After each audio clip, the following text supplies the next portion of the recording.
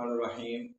अल्हम्दुलिल्लाहि रब्बिल आलमीन वल आक़िबतु लिल मुत्तक़ीन वस्सलातु वस्सलामु अला सय्यिदिल अंबियाइ वल मुरसलीन अम्मा बाद।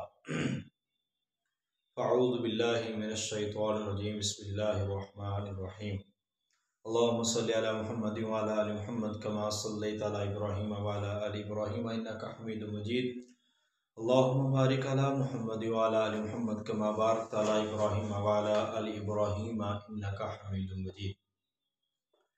मोहतरम स्कॉलर्स, उम्मीद करता हूँ कि आप अल्लाह ताला की रहमत से खैरियत के साथ होंगे और अल्लाह ताला हम सबको अपनी हिफ्ज़ मान में रखे और खुश रखे। जैसा कि आपको मालूम है कि हमारा ये सेशन तकरीबन नवंबर के शुरू में हमने अल्हम्दुलिल्लाह ये सेशन का आगाज़ किया है और अल्हम्दुलिल्लाह इस सेशन को 2.5 माह हो चुके हैं। 2.5 माह से भी ज़्यादा का अरसा हो चुका है। जनवरी है और दिसंबर है और नवंबर है। तो इंशाअल्लाह ताला ये यकम तक ये जो है ना आपका सिलसिला, और उसके बाद कुछ लेक्चर हम रखेंगे आपके हिस्ट्री के, ताकि आपको, मगर वो आपका सिलेबस तो इतना ज़्यादा नहीं है, मगर फिर भी हम कोशिश करेंगे कि आपको वो हिस्ट्री के चंद लेक्चर्स जो है ना वो आपको दिए जाए। तो बाकी आपका सेशन जो है इंशाअल्लाह वो रोज़ सोमवार को आपका सेशन कंप्लीट हो जाएगा। तो ये सेशन हमारी क्लासेस का सिलसिला अब अल्हम्दुलिल्लाह तमाम होगा और उसके बाद नेक्स्ट वीक में आपकी कोई क्लास नहीं है। और इसके बाद इंशाअल्लाह आपको हम जो है जितने भी लेक्चर्स हुए हैं, कुरान, हदीस, तक़ाबुल, सीरा, फ़िक़्ह, अरबी ग्रामर, इस्लाम और इकोनॉमिक्स, ठीक है, इस्लाम और फ़लसफ़ा, इस्लाम के वसाइल व मसाइल, बनु उमय्या, बनु अब्बास सल्तनत, अंदलुस सल्तनत, उस्मानिया, और इसके साथ अखलाक़ व तसव्वुफ़, दावत व इरशाद, और इस्लाम फ़िक़्ह व उलूमुल फ़िक़्ह, और आखिर पे इस्लाम और साइंस। इस्लाम और साइंस का कुछ आज आपको पढ़ाया जाएगा और कुछ कल पढ़ाया जाएगा, और इसके साथ आपको 2 लेक्चर आपको ग्रुप में सेट कर दिए जाएंगे। तो इंशाल्लाह बरोज़ सोमवार को हमारा लास्ट डे है इस सेशन का, और उसके बाद आपको पूरी डिटेल्स के साथ सारे लेक्चर्स जो है वो आपको प्रोवाइड कर दिए जाएंगे। हम इन लेक्चर्स में, जैसे हम क्लासेस लेते हैं, इन लेक्चर्स में हम इजाफा करते रहते हैं चीज़ों का, और हर क्लास में हम कई नई नई चीज़ें आपको साथ लाते हैं। तो कोशिश कीजिएगा इन्हीं चीज़ों को याद कर लें, जो जो चीज़ें आपको साथ साथ करवाई हैं उन चीज़ों को पढ़ लें और एक मामूल बुक्स पढ़ लें। अब जितना ज़्यादा हो सके आप रिवाइज करते रहें इन चीज़ों को। सिलेबस जिन्होंने प्रॉपरली क्लासेस नहीं ली वो बराबर क्लासेस लें और इनको अच्छी तरह करें, तो ये तब ही आपको फ़ायदा दे सकता है। और ये गुड लक है कि अभी आपकी सीट्स अनाउंस नहीं हुई और अगले 2 महीने में, यानी कि फरवरी में सीट्स अनाउंस हो रही हैं, क्योंकि अभी फीमेल का रिजल्ट पेंडिंग पे पड़ा है।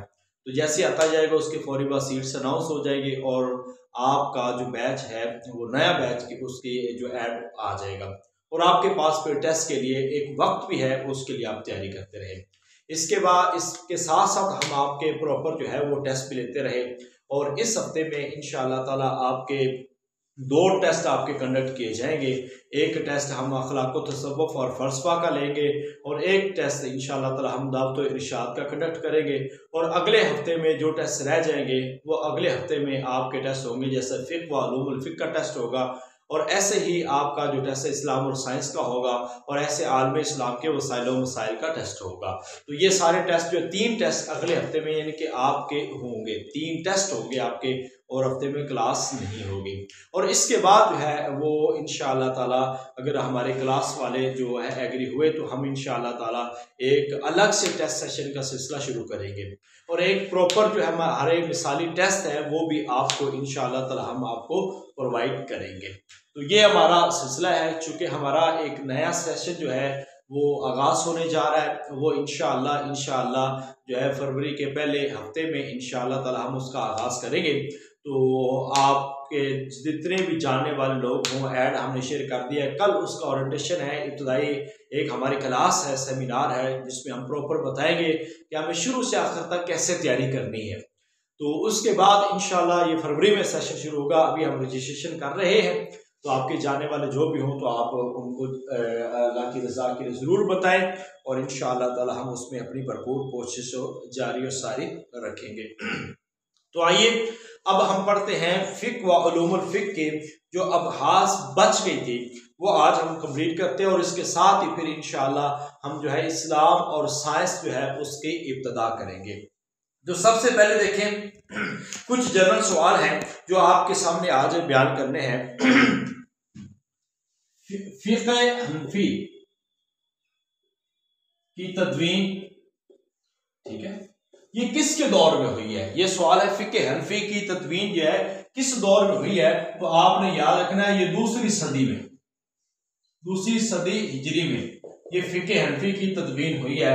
फ़िक़्ह हनफ़ी की तदवीन और मालकी की तदवीन, हनफ़ी और मालकी फ़िक़्ह जो है ये दूसरी सदी हिजरी में इसकी तदवीन हुई है। अहनाफ में मुफ्ती उस-सक़लैन किसको कहा जाता है? अहनाफ में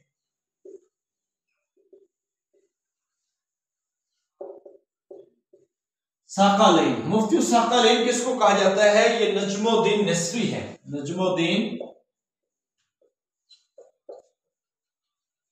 नस्वी, नजमुद्दीन नस्वी है जिनको मुफ्ती उस-सक़लैन कहा जाता है। इमाम शाफी रहमतुल्लाह अलैह किस सूरत को इंसानी हिदायत के लिए काफी करार देते हैं? इमाम शाफी रहमतुल्लाह अलैह किस सूरत को हिदायत के लिए काफी करार देते हैं? वो सूरतुल असर है। इमाम शाफी सूरतुल असर को इंसानी हिदायत के लिए काफी करार देते हैं। इमाम शाफी सूरा असर को इंसानी हिदायत के लिए काफी करार देते हैं। तो फ़िक़्ह इस्लामी के उसूल मबादी ये किताब किसकी है? फ़िक़्ह इस्लामी के बड़ी अहम किताब है। फ़िक़्ह इस्लामी के उसूल मबादी ये किताब किस मुसन्निफ की है? ये साजिदुर रहमान सिद्दीकी की, साजिदुर रहमान सिद्दीकी की ये अहम किताब है, साजिदुर रहमान सिद्दीकी की। और इसके बाद फ़िक़्ह हनफ़ी के अहम मसादर को तकसीम किया जाता है। फ़िक़्ह हनफ़ी के जो अहम मसादर हैं, फ़िक़्ह हनफ़ी के अहम मसादर, उनको 3 हिस्सों में तकसीम किया जाता है, 3 हिस्सों में तकसीम किया जाता है। इसके बाद हलाल और हराम सबसे ज्यादा जानने वाले, हलालो हराम सबसे ज्यादा जानने वाले वह हजरत मुआज बिन जबल रज़ी अल्लाह ताला अन्हु। अच्छा, मैंने आपको कल भी कहा था कि लोग जो काम नहीं ना करते वो बहुत पीछे रह जाते हैं। आज मैं नाम तो नहीं ले रहा, जो 3 लोग हैं जिन्होंने असाइनमेंट मुझे सेंड की है, सिर्फ 3 लोग, और हमारी इस क्लास में तकरीबन जो है वो 70+ लोग हैं, 70+ लोग हैं, और 70+ में से हमारे सिर्फ 3 लोगों ने असाइनमेंट सेंड की है। और ये गैर संजीदगी का मुजाहरा जो किया जा रहा है ना, ये मुजाहरा कोई अच्छा अमल नहीं है। सो प्लीज आप तमाम लोग जो है इस पे गौर व फिक्र करें, और जो काम आपको दिया जाता है वो करने के लिए दिया जाता है। आज मैं फ़िक़्ह के अहम नोट्स सेंड करूंगा, उन नोट्स को हर सूरत आपने पढ़ना है। 1-2 नोट्स पहले मैंने सेंड कर दिए, मजीद आज भी इंशाअल्लाह ताला आपको वो लेक्चर जो है वो सेंड करेंगे, उनको लाजमी पढ़िएगा। ये बड़े अहम सवाल है, इन्हीं में से सवाल उठाए गए हैं लास्ट टाइम। इसके बाद है जी उसूल फ़िक़्ह के मुसन्नफ, मैंने बताया था अब्दुल वहाब खल्लाफ, उसूल फ़िक़्ह के मुसन्निफ अब्दुल वहाब खल्लाफ, ये उसूल फ़िक़्ह के मुसन्नफ है। अब एक लफ्ज बोला जाता है नाशिज़ा। नाशिज़ा किसको कहा जाता है? नाशिज़ा कहा जाता है झगड़ालू औरत को, झगड़ालू औरत को नाशिदा बोला जाता है। नाफरमान भी इसी माना में आता है। और इसके बाद है फ़ातबिरू से हुज्जत पकड़ी गई है। फ़ातबिरू या उलिल अबसार, इससे किस चीज की हुज्जत पकड़ी गई है? फ़ातबिरू या उलिल अबसार से क़यास की हुज्जत पकड़ी गई है। किसकी? क़यास की हुज्जत पकड़ी गई है। इसके बाद इब्ने रुश्द ने निकाह के लिए जो दायमी मुमानतें बयान की हैं वो कितनी है? निकाह के लिए दायमी मुमानतें, दायमी मुमानत वो कितनी है? वो 4 बयान करते हैं, वो 4 दायमी मुमानतें बयान करते हैं। और फिक़हुल अकबर, फिक़हुल अकबर किसको कहा जाता है? फिक़हुल अकबर जो है वो फिक़हुल अकबर के जो मुसन्निफ है, ठीक है, वो कहा जाता है इमाम अबू हनीफा रहमतुल्लाह अलैह को। इमाम अबू हनीफा रहमतुल्लाह अलैह को यह सवाल इंटरव्यू में भी पूछा गया है। हिदाया की तलखीस वकाया है, हिदाया की तलखीस वकाया, और हिदाया किसका खुलासा है? ये किफायतुल मुंतहा, हिदाया की तलखीस वकाया, और ये किसका खुलासा है? ये खुलासा है हिदाया का खुलासा, किसका खुलासा है? ये किफायतुल मुंतहा की एक किताब है, ये उसका खुलासा है, किफायतुल मुंतहा हिदाया, हिदाया की तलखीस वकाया, और हिदाया किस किताब का खुलासा है? किफायतुल मुंतहा। इसलिए आपको डिटेल से बता रहा हूं कि कभी सवाल को वो घुमा के पूछ लेते हैं, तो आपको इन चीजों का थोड़ा सा शऊर होना चाहिए कि अगर इस तरह के सवाल पूछते हैं तो वो भी आप आसानी से वहां से हल कर सके। इब्न हज़म ज़ाहिरी जो है, ये इनके जो मुजल्लतुल अहकाम अदलिया, ये हनफी मजहब का है, ठीक है। तो इब्न हज़म ज़ाहिरी जो है, इनका मसलक था ज़ाहिरी मसलक, ठीक है। अगरचे ये इमाम मालिक के बड़े पैरोकार थे, मगर ये ज़ाहिरी मकबा फिक्र के बानी थे। और मुजल्लतुल अहकाम अदलिया जो है, ये हनफी मकबा फिक्र की एक अहम किताब तस्वर की जाती है। अब इसके बाद है जी तलाक।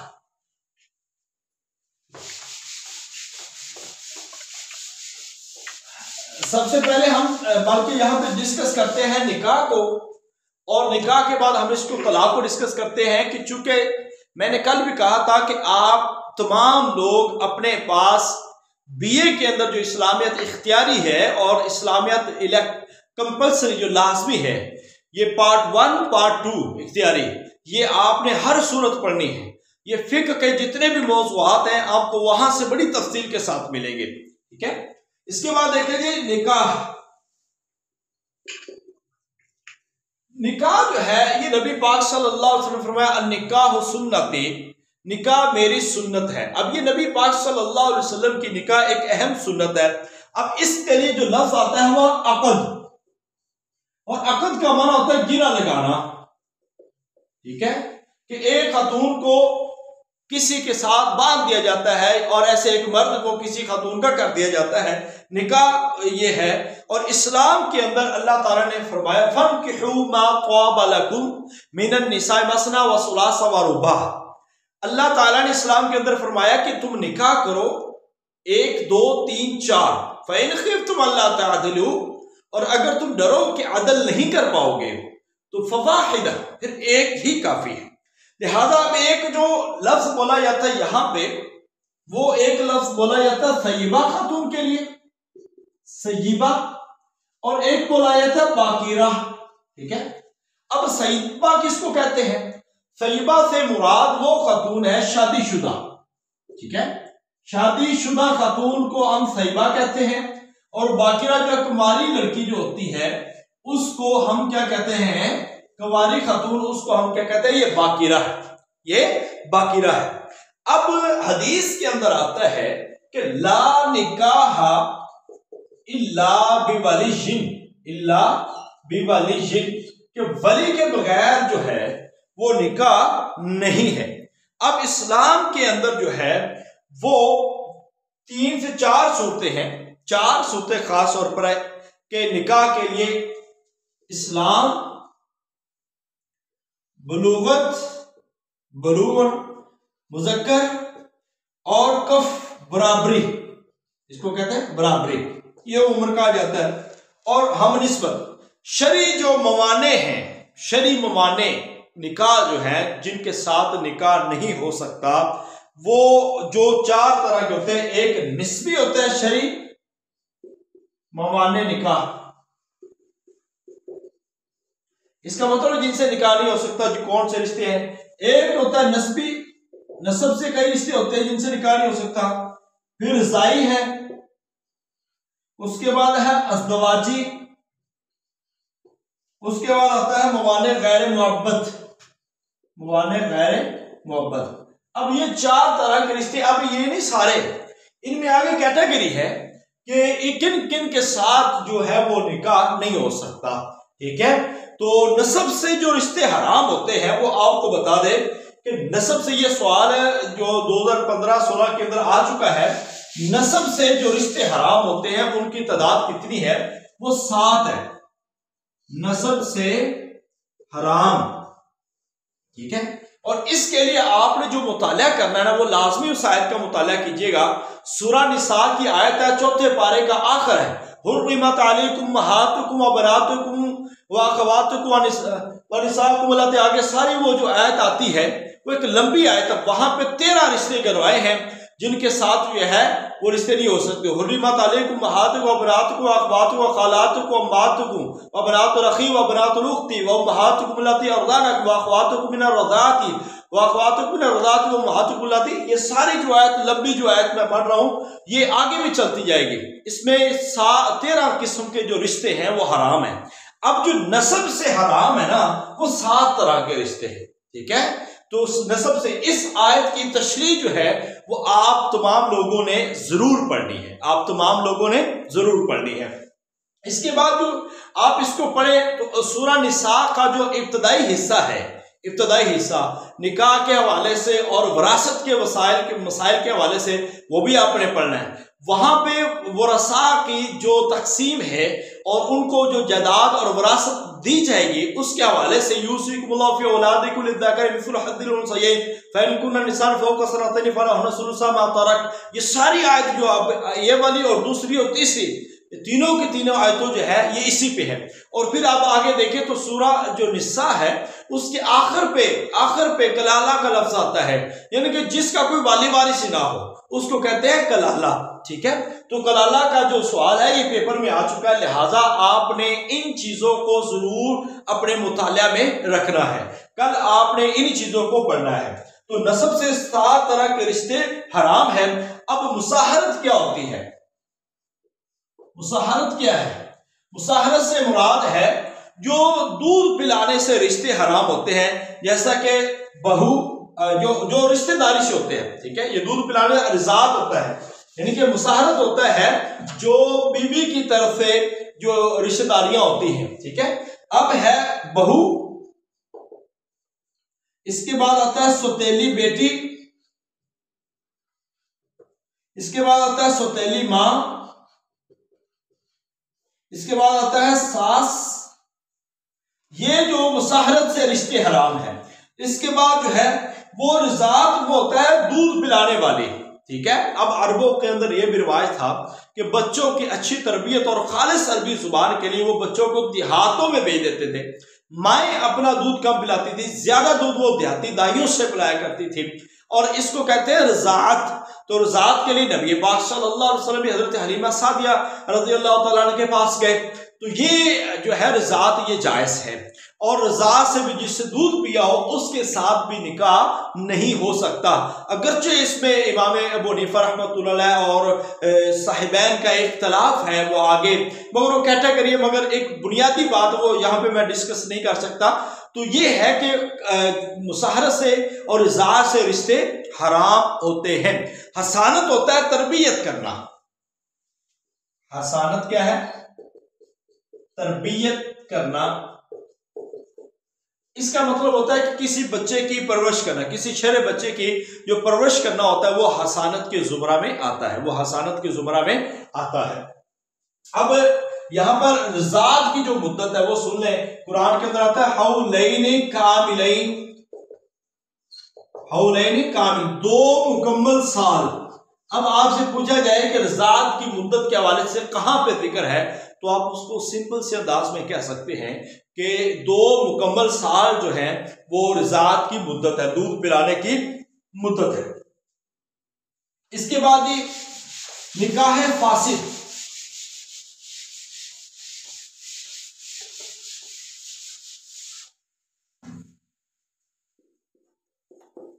निकाह फासिद कौन कौन से हैं? यानी कि ऐसे निकाह जो फासिद है। अब देखिए, निकाह शिगार, एक शिगार है, निकाह मुतआ,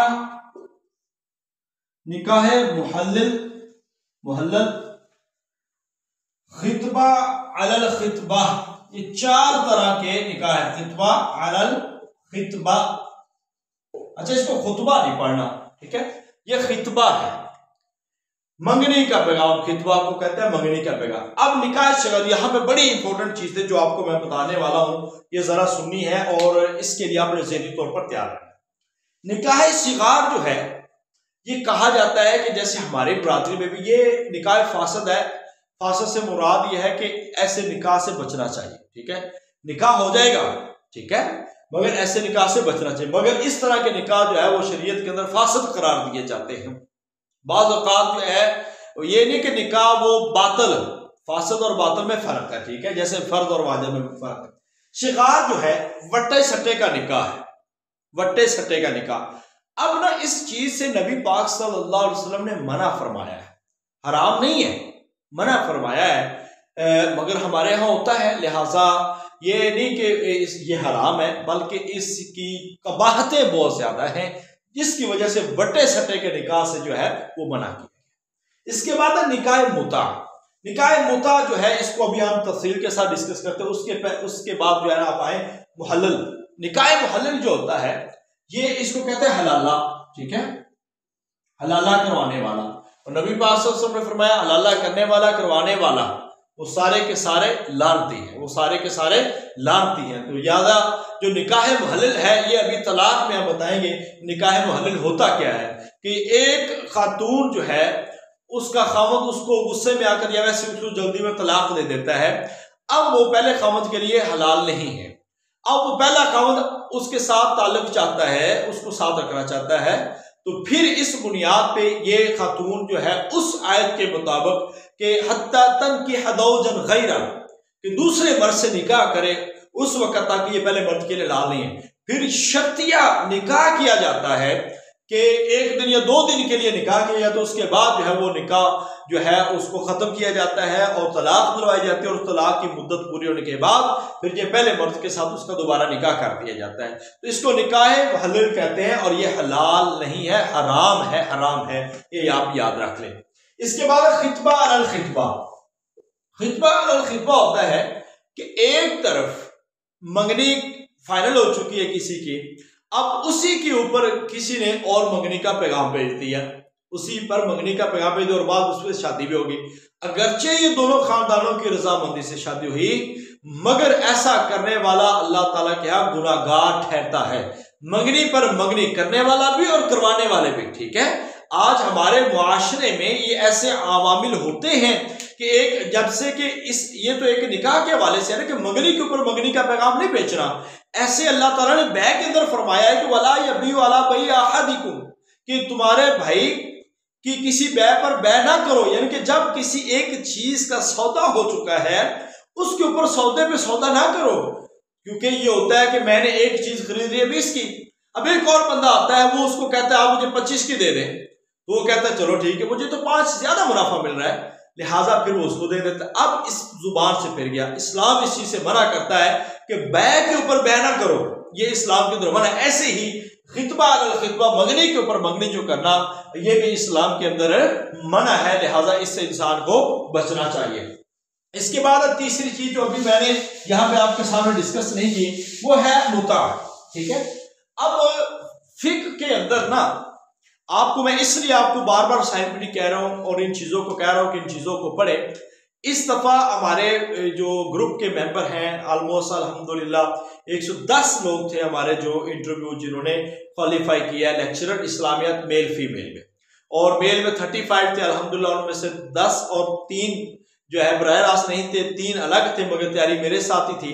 तो 13 लोग तकरीबन जो है हमारे लेक्चरर सिलेक्ट हुए हैं अभी अल्हम्दुलिल्लाह इस सेशन में, और अभी फीमेल का रिजल्ट पेंडिंग है। तो अल्लाह ताला इंशाल्लाह खैर करेगा, उसमें भी हमारे लोग काफी हद तक सिलेक्ट होंगे। तो अब वहां पे अक्सर लोगों से जो चेयरमैन था फीमेल का इंटरव्यू लेने वाला वो अहले तशरीह से था।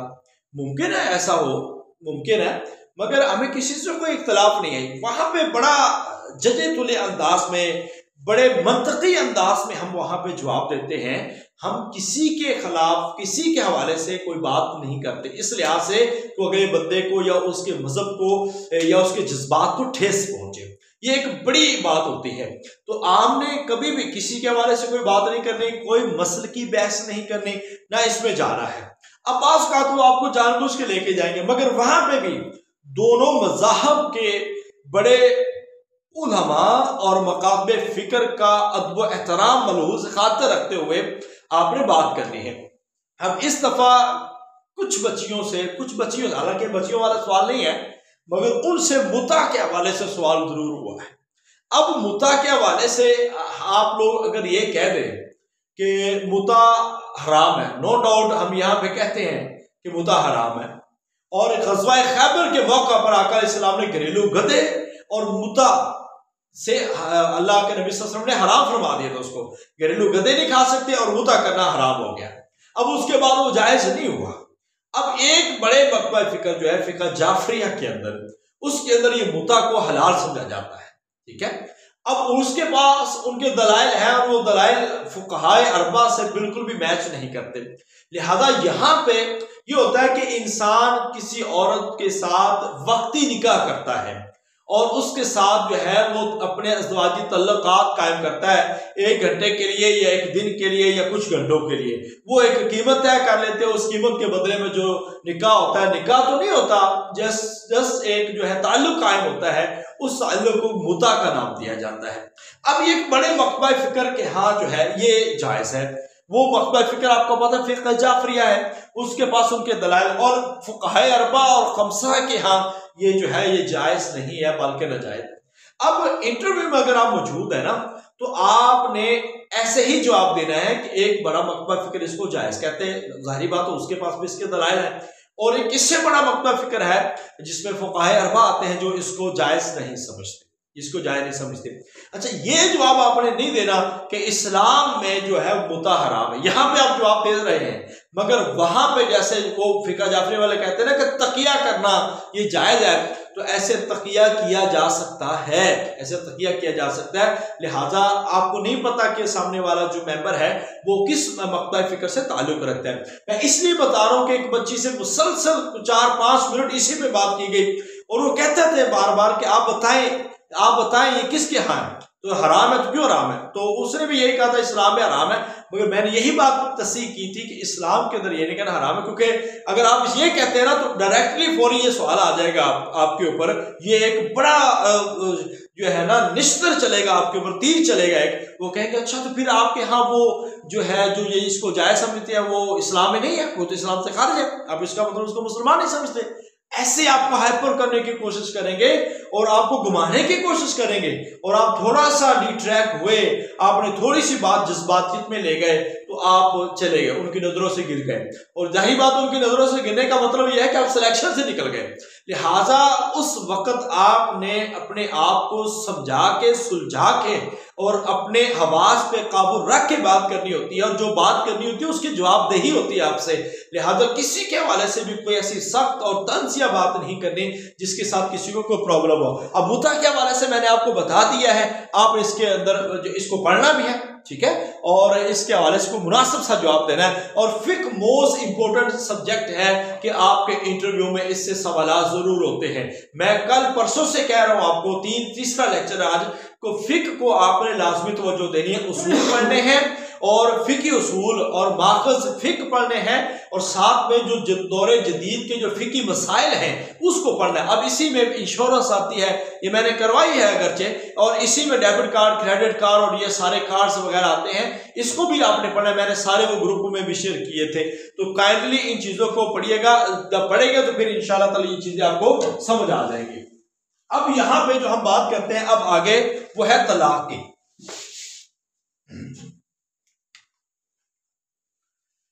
तलाक जो है,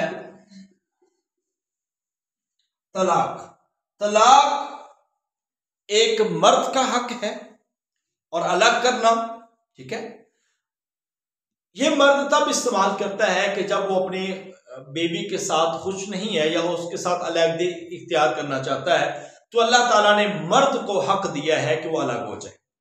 मगर कतन अगर इंसान अपनी बीवी से नाखुश है या कोई भी मामला है, तो कतन इस्लाम किसी भी औरत को गैरत के नाम पर कत्ल करने की इजाजत नहीं देता। और यह भी सवाल इंटरव्यू में हुआ है इस दफा कि क्या गैरत के नाम पे कत्ल किया जा सकता है, या जो ऐसे हमारे माशरे में होते हैं तो कतन हमारे उलमाओं को ऐसी बड़ी चीजें बाज़ तो वो देखते हैं तो उनको ये बड़ा सोच समझ के जवाब देना है। बिल्कुल भी इस्लाम इसकी इजाजत नहीं देता किसी भी इंसान के या किसी भी शख्स के किसी भी जुर्म की सजा जो है उसका तयन करना और उस सजा को जो है वो नाफिज करना, ये आइन और हुकूमत वक्त का काम है, ना कि हमारा काम है। ठीक है, लिहाजा इंसान को अपने हाथ में कानून नहीं लेना और एहतराम कानून जो है वो उसको मनहूस खातिर रखना है। अब तलाक जो है ये इसकी दो बड़ी अक़साम है। कुरान के अंदर आता है अत-तलाक़ु मर्रतान, ठीक है, दो अक़साम है, एक रजी है, ये बड़ी बड़ी अक़साम जो कहते हैं, और एक बाइन है। रजी रुजू वाली और बाइन जुदा करने वाली। अब बाइन कुबरा भी है, ठीक है। अब तलाक में रजी और बाइन क्या है?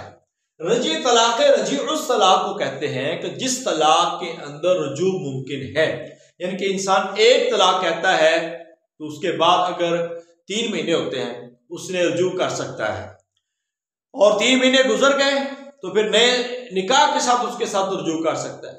अगर उसने 2 तलाकें दे दी तो फिर कुरान कहता है तलाक मर्रतान, तलाक तो है 2 मरतबा, तीसरी मरतबा तो फ़ाइम्साकुम बिमारूफ़िन और तस्रीहुम बिइहसान, या उसको अच्छे तरीके से रोकना या अच्छे तरीके से रुखसत करना है। ठीक है, अब तीसरी तलाक हो गई तो फिर पहले बंदे के लिए हराम हो गए। अब यहां पे प्रॉब्लम है एक मजलिस की 3 तलाकें जो है वो 3 तलाकें है या नहीं है। एक बड़ा मकबा फिक्र जो है जिसमें फ़िक़्ह मालिकी है, फ़िक़्ह शाफ़ी है और फ़िक़्ह हम्बली है, वो सब के यहाँ यही है कि तलाक जो है 3, एक मजलिस की 3 तलाकें जो है 3 तलाकें नहीं है। और इमाम अबू हनीफा रहमतुल्लाह अलैह और हनफी मकबा फिक्र के यहाँ जो है ये 3 तलाकें, एक ही मजलिस की 3 तलाकें वाक़ई हो जाएंगी। बहरहाल हर एक का अपना अपना उसमें नुक्ता नजर है, हमें उससे कर दें। तो तलाक रजी जो है इसके अंदर रुजू है, ठीक है, इसके अंदर रुजू है 2 तलाकें देने के बाद। ठीक है, अब बाइन जो है ये तलाक़े बाइन जब इद्दत गुजर जाती है, असल में उसको भी कहा जाता है। अगर इसको तलाक़े मुग़ल्लज़ा या तलाक़े बाइन कुबरा कह दिया जाए या मुग़ल्लज़ा कह दिया जाए, इसका मतलब है अब इद्दत भी गुजर गई और रुजू का हक भी गुजर गया। ठीक है, अब अलग जुदा करने वाली जो तीसरी तलाक होती है उसको तलाक़े बाइन कहा जाता है, कि अब ये जुदाई वाली तलाक है कि जो तलाक़े मुग़ल्लज़ा है। अब तलाक़े मुग़ल्लज़ा इसके बाद तलाक की 2 किस्में और आती हैं बिलिहाज तसीर के, वो है एक बिलिहाज कैफियत के 2 है। ठीक है, कैफियत में 2 तलाकें, तलाक सुन्नत और तलाक बिदई। तलाक सुन्नत वो है जो औरत को हर तोहर के अंदर तलाक दे दी जाए, हर महीने बाद और तोहर के अंदर उसको तलाक दी जाए और सुन्नत के मुताबिक, बल्कि एक तलाक दी जाए, उसको तलाक सुन्नत। तलाक विधि होती है कि यामे माहवारी के अंदर ही औरत को तलाक दे दी जाए, इसको कहते हैं। और तलाक विधि यह है कि एक ही वक्त में कई तलाकें दे दी जाए, ये विधि भी है और मुग़ल्लज़ा भी है, ये मुग़ल्लज़ा भी है।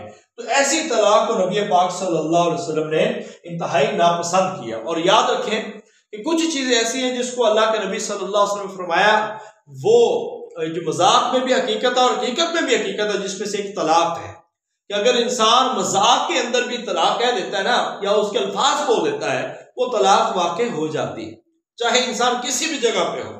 और दूसरी बात यह है कि अगर उसने जो है अल्फाज नहीं भी सुने, बाद जो फुक़हाए किराम उनके यहाँ है कि अल्फाज सुना जरूरी, बात के यहाँ अल्फाज सुना भी जरूरी नहीं है, उसने अगर कह दिए तो वो तलाक वाक़ई होगी। लिहाजा एक वक्त की 3 तलाकें नहीं। और दूसरी बात यह है कि अगर कह दी जाए तो फिर ये अलग अलग मकातबे फिक्र के यहाँ एक बड़ा मसला है। ठीक है, इस पे मसले पे हमने जस्ट उनका मौक़िफ़ बयान करना है। आप किसके साथ है ये आपका अपना मकबा फिक्र है और आपने उसी को डिफाइन करना है। ठीक है, तो तलाक़े बाइन कुबरा बिदी और तलाक़े सुन्नत। अब इसके बाद है बिलिहाज तासीर, रजी, बाइन और मुग़ल्लज़ा। मुखलजा जिसके अंदर जो है ना आपका वो है रुजू का हक खत्म हो जाता है। तो ये तलाक जो कुरान के अंदर इस मौजू को भी बड़ी तफसील के साथ बयान किया गया है, आपने इसको भी बड़ी तफसील से पढ़ना है। और हुर्बतो खमरो मैसर, अल्लाह ताला ने शराब और जुए को हराम करार दिया है, ठीक है। और कुरान के अंदर है यसअलूनका अनिल खम्र वल मैसिर कुल फीहिमा इस्मुन कबीर व मनाफिउ लिन्नास व इस्मुहुमा अकबर मिन नफ़इहिमा, ठीक है, कि इनको गुनाह करार दिया है। तो लिहाजा खमर शराब और मैसर जुआ, तो ऐसे कुरान के जो मारूफ आयात है ना, उनसे ये असबाब भी आपने हासिल करने हैं। किस्सा जालूत और तालूत, ताबूत सकीना, इसको भी आपने थोड़ा सा पढ़ना है। मैं इसलिए बारहा कह रहा हूं कि अपने 3rd ईयर की इस्लामियात जो है उसको लाजमी पढ़िएगा। ये सारी तफासील वहां के पे मौजूद हैं और आप जब पढ़ेंगे तो इंशाअल्लाह ताला आपके लिए वो आसानी से क्लियर हो जाएगी। आज के लिए जो काम आपको पढ़ाया है वो फिक्र व उलूमुल फिक्र का काम मुकम्मल हो चुका है। आपने उसको अच्छी तरह तैयार करना है और इसके मुतल्लिक़ कोई एक बुनियादी किताब जो है वो लाजमी पढ़िएगा और इन चीज़ों की असाइनमेंट भी बनानी है। अल्लाह ताला मेरा और आपका हामी नासिर हो। अस्सलामु अलैकुम रहमतुल्लाहि व बरकातुहू। कल जो इंशाअल्लाह ताला हम अगर क्लास हुई, कल मैं शोर नहीं कहता चूंकि कल ग्रामर की क्लास तो है, ठीक है, मगर अगर आपकी इस्लामियात की क्लास हुई तो इंशाअल्लाह ताला फिर हम इस्लाम और साइंस जो है वो शुरू करेंगे और उसके बाद जो है इस्लाम और साइंस के एक लेक्चर और होगा और साथ में आपको लेक्चर सेंड कर दिया जाएगा। तो आपने वो लेक्चर सुन लेना है और उसके नोट्स तैयार कर लेने हैं। अब वक्त है कि आप कम से कम 20-20 सफ़ात पे मुश्तमिल जो है अपने अपने नोट्स बनाएं। एक सब्जेक्ट के जो कंपलसरी सब्जेक्ट उनको ज़्यादा बनाएं। 20 सफ़ात बनाने का मकसद यह है कि आप उन चीज़ों से गुजर जाएंगे, उन चीज़ों से गुजर जाएं। और दूसरी बात यह है बड़ी इंपॉर्टेंट कि अपने जनरल नॉलेज को अपडेट करें। मैंने आपके लिए क्लासेस रखी हैं, मैथ के लेक्चर भी आपको सेंड करूंगा, हिस्ट्री के भी सेंड करूंगा इंशाअल्लाह ताला, और साथ में हिस्ट्री के आपको लेक्चर भी दिलवाए जाएंगे। तो ये सारी चीज़ें इसलिए हैं कि आप इन चीज़ों को सीखें, इन चीज़ों को पढ़ें, ताकि आपका जनरल नॉलेज है वो अपडेट हो। और जनरल नॉलेज आपको बहुत फ़ायदा देता है। और अखबारात का मुताला करते रहें और अखबारात और टेलीविज़न को देखते रहें, न्यूज़ को देखते रहें। इन चीज़ों से इंसान बहुत सीखता है। और ख़ास तौर पर 6ठी 7वीं 8वीं की जो किताबें हैं उसको लाजमी याद रखें और इस पर आप जनरल नॉलेज तैयार करें तो एक और मुआवनत मिल सकती है आपको। जो इम्तियाज शाहिद के पास पेपर हैं आप उसको ले लें तो इंशाअल्लाह ताला वहां से भी आपका काफी हद तक काम हो जाएगा। क्योंकि जनरल नॉलेज जो है वो उसमें से 10 से 12 नंबर आने मस्ट हैं, जरूरी है, आपने इतने लाजमी लेने हैं। बाकी अपने सब्जेक्ट पे फोकस करें, उस पर मेहनत करें, ज्यादा से ज्यादा कोशिश करें। अल्लाह ताला मेरा और आपका हामी नासिर हो। कोई सवाल हो आपका तो आप कर सकते हैं। इसके बाद इंशाअल्लाह ताला आपकी अरबी की क्लास जो है वो शुरू हो जाएगी। अस्सलाम वालेकुम रहमतुल्लाहि व बरकातुहू। आज अरबी ग्रामर हमने पढ़नी है और इस पे सर्फ का सिलेबस जो है आज हमने कवर करना है। अस्सलाम वालेकुम रहमतुल्लाहि व बरकातुहू।